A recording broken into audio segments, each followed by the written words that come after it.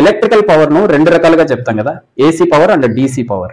So ఈ Motors కూడా basic గా మనం రెండు రకాలుగా చెప్పొచ్చు, AC Motors and DC Motors. DC Motors విషయానికి వస్తే డీసీ మోటార్స్ లో మెయిన్ గా 3 టైప్స్ అని చెప్పొచ్చు.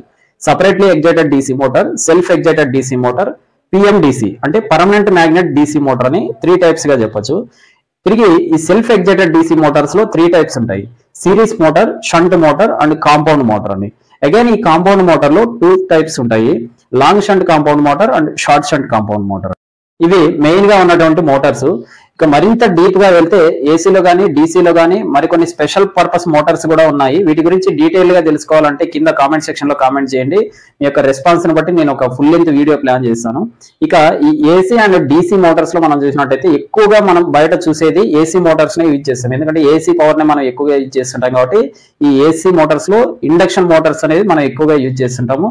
ఇక డీసీ మోటార్స్ ఎక్కువ ఎందుకు యూజ్ చేస్తారంటే ఇండస్ట్రీ పర్పస్ ఎక్కువగా యూజ్ చేస్తుంటాము. బయట మనం చాలా రేర్ గా చూస్తాం డీసీ మోటార్స్. సపోజ్ ఒక వెహికల్ సెల్ఫ్ మోటార్ ఉంది, అది బ్యాటరీతో స్టార్ట్ అవుతుంది కాబట్టి అక్కడ సెల్ఫ్ మోటార్ డీసీ మోటారే ఉంటుంది. అలాగే ఒక జనరేటర్ స్టార్ట్ అవ్వాలంటే అక్కడ సెల్ఫ్ మోటార్ డీసీ మోటారే ఉంటుంది.